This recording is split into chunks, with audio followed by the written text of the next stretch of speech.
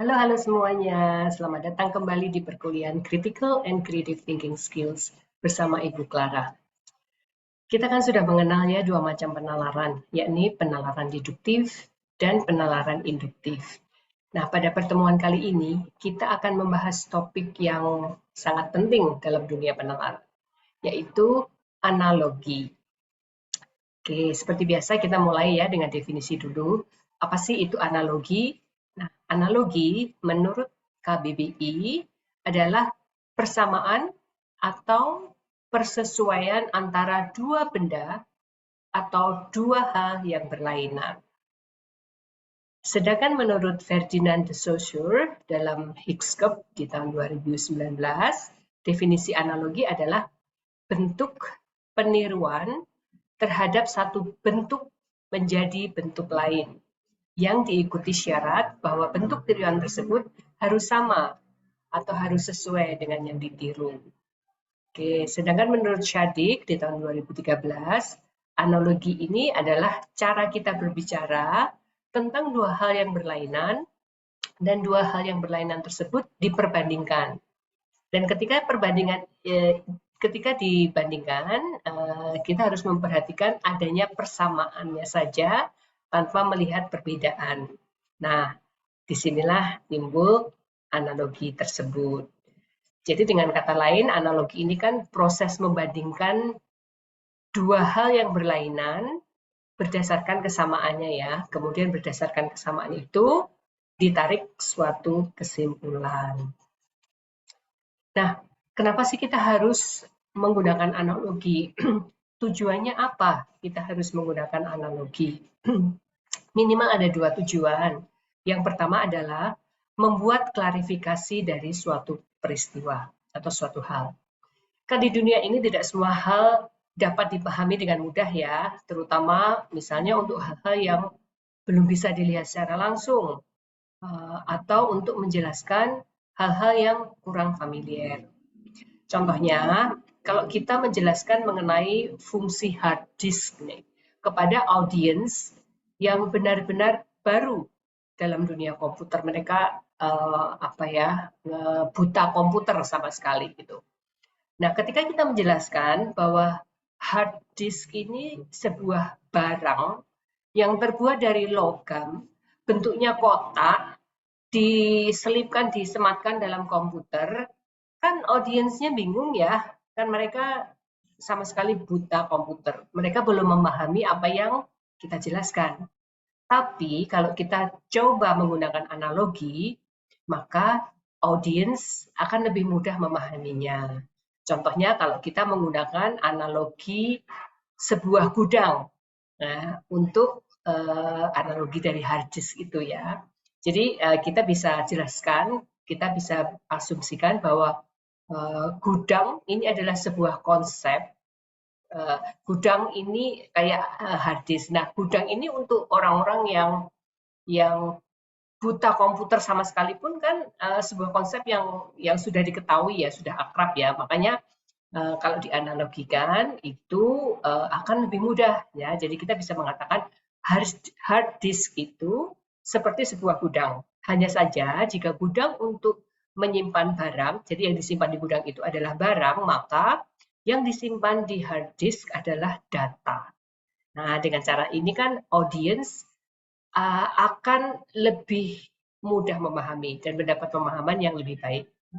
Oke, jadi tujuan analogi kan adalah untuk menjelaskan satu hal, utamanya sesuatu yang masih abstrak atau sulit untuk ditafsirkan secara langsung seperti contoh tadi.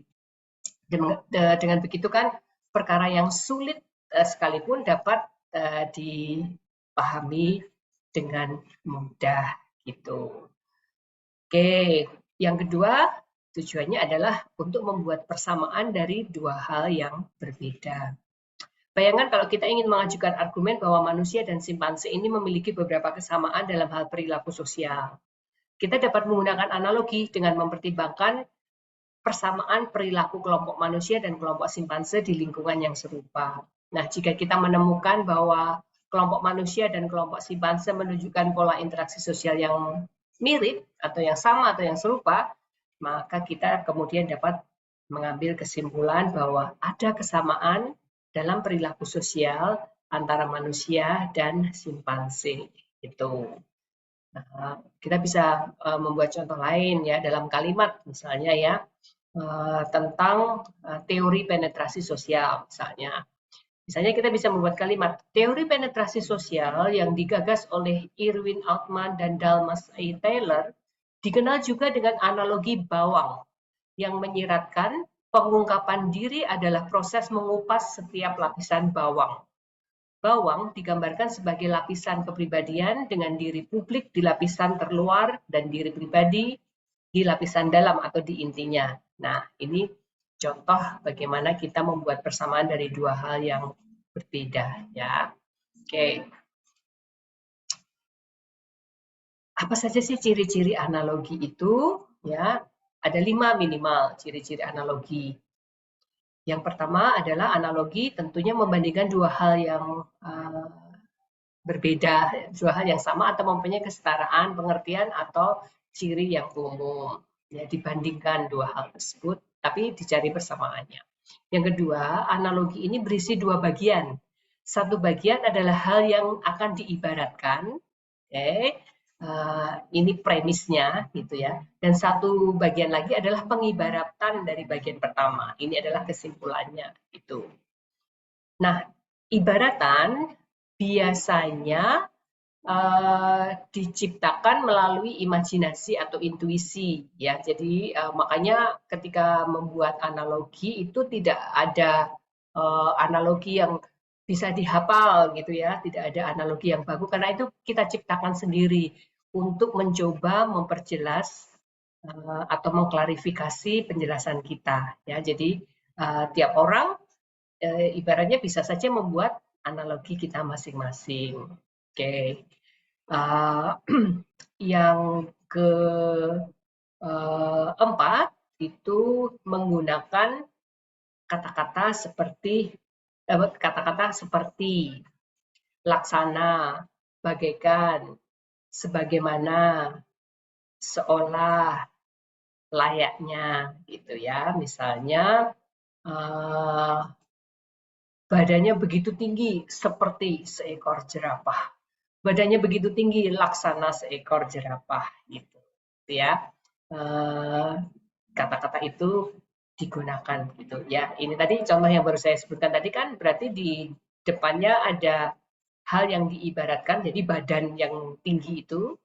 Kemudian itu bagian pertama ya premisnya, lalu pada bagian yang berikutnya seperti seekor jerapah itu adalah pengibaratan dari badan yang tinggi tadi, dari bagian yang pertama tadi ya.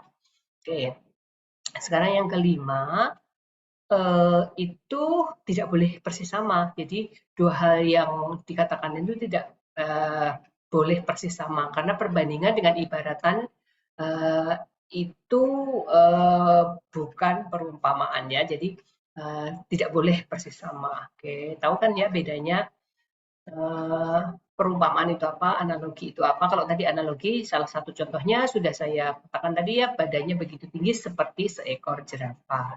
Nah, kalau perumpamaan itu kan, perumpamaan adalah susunan kata-kata yang indah, yang ringkas, mempunyai makna yang tersirat, maknanya itu lain gitu ya. Kalau ini tadi kan badan tinggi seperti seekor jerapah, ya memang badannya itu benar-benar tinggi kayak seekor jerapah. Beda dengan ini contohnya perumpamaan misalnya seperti kacang lupa kulitnya. Nah, sama-sama dengan menggunakan kata seperti, tapi yang ini adalah perumpamaan. Jadi maksudnya seperti kacang lupa kulitnya itu adalah orang yang tidak tahu atau orang yang lupa mengenang budi orang lain gitu ya. Contoh lain lagi perumpamaan ya, seperti diiris dengan sembilu. Maksudnya adalah perasaannya sangat pedih. Gitu. Oke, kita coba lihat lagi beberapa contoh analogi dan perumpamaan supaya lebih jelas ya. Ini saya berikan 3 contoh analogi dan 3 contoh perumpamaan. Itu. Yang pertama analoginya ya. Dari atas menara kita bisa melihat orang-orang berlalu lalang bagaikan semut-semut yang berjalan. Nah, ini analogi. Ya memang orang-orang itu kayak semut-semut yang berjalan saking kecil-kecilnya gitu ya. Oke. Sedangkan contoh pertama dalam perumpamaan sama-sama menggunakan kata bagai atau bagaikan ya. Tahu baca bagaikan ya. Bagaikan anak ayam kehilangan induk. Nah, ini perumpamaan kan.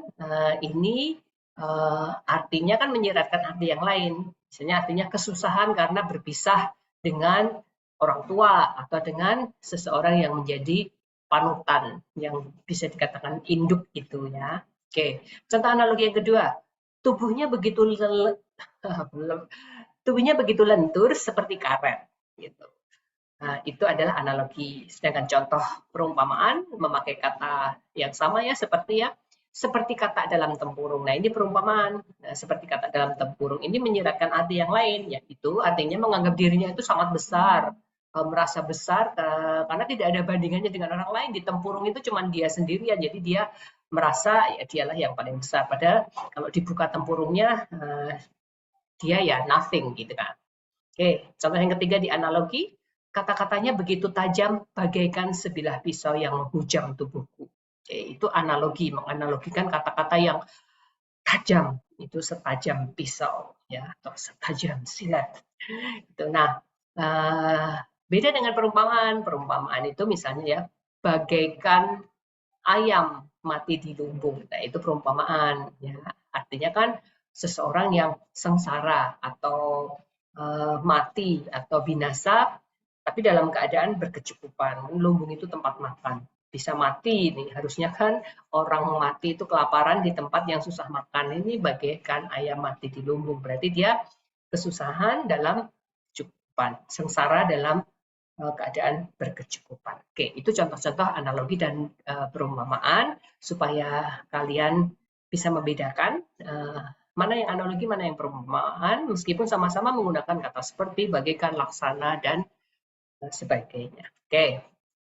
Nah, selain berbentuk kalimat pendek-pendek seperti yang tadi sudah saya contohkan, analogi ini juga bisa berbentuk paragraf. Nah, ini saya berikan dua contoh analogi dalam paragraf.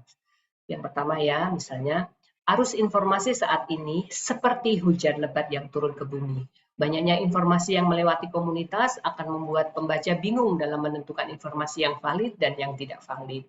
Menajamnya kekuatan kritis seperti selektif dalam memilih sumber informasi adalah saran yang dapat dibuat untuk membendung aliran informasi yang cepat seperti hujan itu. Oke, jadi di sini arus informasi ini dianalogikan seperti hujan lebat yang turun ke bumi saking cepat dan saking banyaknya. Ya. Contoh yang kedua, mendidik anak-anak seperti merawat tanaman. Dalam merawat tanaman, kita harus memperlakukannya dengan hati-hati dan kesabaran agar tanaman yang kita rawat dapat tumbuh dengan baik. Begitu juga dengan pendidikan anak-anak. Diperlukan kesabaran dan kesabaran lebih lanjut agar mereka dapat tumbuh dengan baik. Karena itu, kita harus mendidik anak-anak kita sebagai pasien dan pasien seperti ketika kita merawat tanaman. Kayak merawat tanaman ya, merawat seorang dokter merawat pasien kayak kita merawat tanaman. Ini contohnya dalam paragraf. Oke, next ya. Nah, bagaimana sih cara kita menilai analogi? Nah, analogi yang baik itu adalah analogi yang kuat. Dalam menilai analogi, maka kita butuh alat ukur yang mampu untuk mengukur kuat atau lemahnya analogi tersebut ya.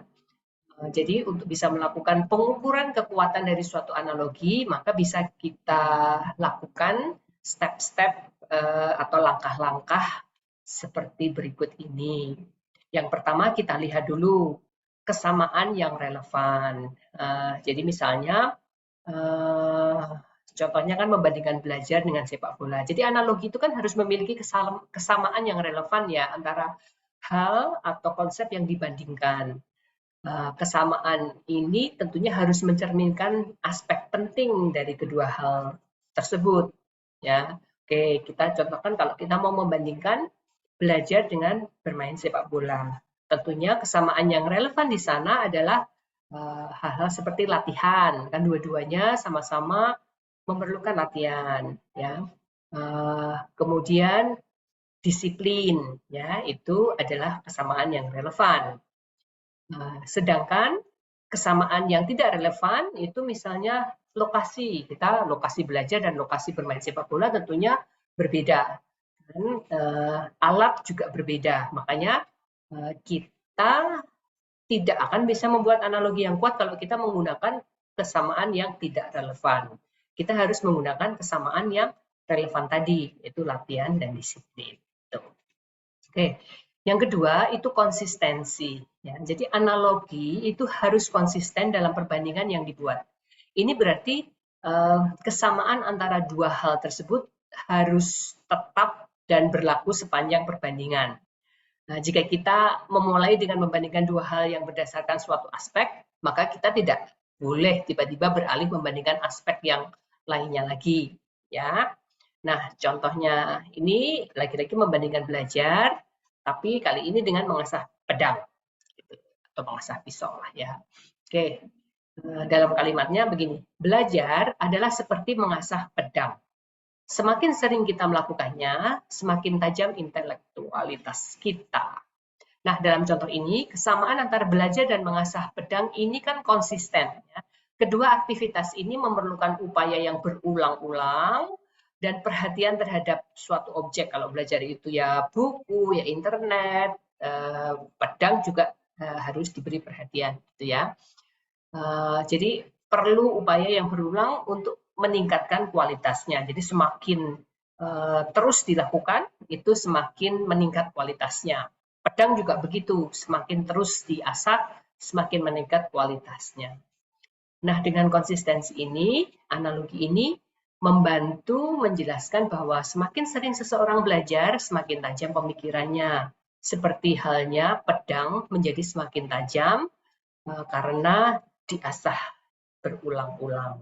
Jadi ada konsistensi di sana. Next, itu kedekatan kesamaan. Nah, semakin dekat kesamaan antara dua hal tersebut, maka semakin kuat analoginya. Ya, misalnya kita membandingkan manusia dengan simpanse. Analogi membandingkan manusia dengan simpanse ini tentunya akan lebih kuat dibandingkan kalau misalnya kita membandingkan manusia dengan lampu lalu lintas gitu ya. Jadi contohnya membandingkan manusia dengan simpanse versus melawan manusia dengan lampu lalu lintas. Tentunya membandingkan manusia dengan simpanse itu akan lebih kuat analoginya karena memang ada kedekatan kesamaan. Oke, misalnya dalam satu kalimat. Kemajuan manusia dalam ilmu pengetahuan dan teknologi dapat dibandingkan dengan kemajuan simpanse dalam penggunaan alat. Seperti manusia yang menggunakan alat untuk memahami dunia mereka, simpanse juga menggunakan alat seperti batu atau ranting untuk membantu mereka dalam kehidupan sehari-hari. Nah, kesamaannya dekat kan antara manusia dan simpanse itu. Oke. Yang keempat, atau yang terakhir, itu adalah harus ada kesamaan yang terukur. Analogi yang kuat harus memiliki kesamaan yang dapat diukur dan dibuktikan. Ya. Ini saya beri dua contoh, satunya analogi yang kuat, satunya analogi yang lemah. Ya, contoh analogi yang kuat nih. Belajar matematika adalah seperti berlatih olahraga. Sama seperti pemain basket yang mencetak poin lebih banyak dengan meningkatkan jumlah tembakan yang dilakukan dalam latihan, siswa yang melakukan lebih banyak soal matematika cenderung mencapai nilai yang lebih baik dalam ujian. Nah, dalam analogi ini kesamaannya terukur, yaitu jumlah latihan yang dilakukan dalam bermain olahraga dan jumlah latihan dalam mempelajari soal matematika, lalu hasil yang diperoleh kan bisa diukur ya. Nah, jumlah latihan, dia tembakan dalam olahraga dan juga soal matematika yang bisa diselesaikan dengan benar itu dapat diukur dan dapat dibuktikan. Dan korelasinya antara latihan dan hasil yang dicapai ini relevan itu. Nah, oke, kita bandingkan dengan contoh analogi yang lemah. Nah, ini contohnya ya. Memahami psikologi manusia adalah seperti memecahkan kode rahasia. Seperti seorang detektif yang berhasil memecahkan kode rahasia dalam kasusnya, seorang psikolog juga dapat mengungkap rahasia pikiran manusia. Nah, dalam analogi ini, kesamaan yang terukurnya itu lemah antara memahami psikologi manusia dan memecahkan kode rahasia. Meskipun keduanya melibatkan pemahaman dan penyelidikan nih ya, sama-sama memahami dan mencoba menyelidiki, tapi tidak ada ukuran yang jelas nih, atau ukuran yang terukur yang dapat digunakan untuk membandingkan gimana sih suksesnya dalam memahami psikologi manusia dan kesuksesan kemampuan detektif dalam memecahkan kode rahasia. Ya, jadi nggak ada ukurannya itu, apakah 1, 2, 3, nggak ada ukurannya. Nah, analogi ini menjadi kurang kuat atau lemah karena tidak ada bukti konkret atau pengukuran yang dapat mendukungnya. Gitu. Oke, saya beri contoh lagi ya, analogi yang kuat dan analogi yang lemah. Oke. Contoh yang pertama, mengelola perusahaan adalah seperti mengemudi mobil. Kita harus memiliki kemampuan untuk membuat keputusan cepat, seperti saat mengemudi di jalan raya, dan kita juga perlu memantau berbagai instrumen dan parameter kinerja perusahaan, seperti saat kita memeriksa speedometer dan indikator lainnya saat mengemudi. Itu contoh yang pertama. Contoh yang kedua, menulis novel adalah seperti menerbangkan pesawat. Keduanya memerlukan kreativitas, tetapi itu saja. Oke, nah dari dua contoh ini, kira-kira mana sih yang analogi yang kuat dan mana yang lemah? Oke, coba ditebak dulu ya. Nah, tentunya kan kita tahu bahwa nomor 1 itu adalah contoh analogi yang kuat. Karena kesamaan antara mengelola perusahaan dan mengemudi mobil itu relevan, konsisten, dapat diukur, dan mudah dimengerti. Ya. Sedangkan di contoh yang nomor 2, ini bisa dikatakan analogi yang lemah, karena hanya mencatat satu kesamaan yang tidak memadai atau tidak relevan antara menulis novel dan menerbangkan pesawat. Ya, kesamaannya itu katanya kreativitas, tapi itu aja ya, nggak ada yang lainnya ya.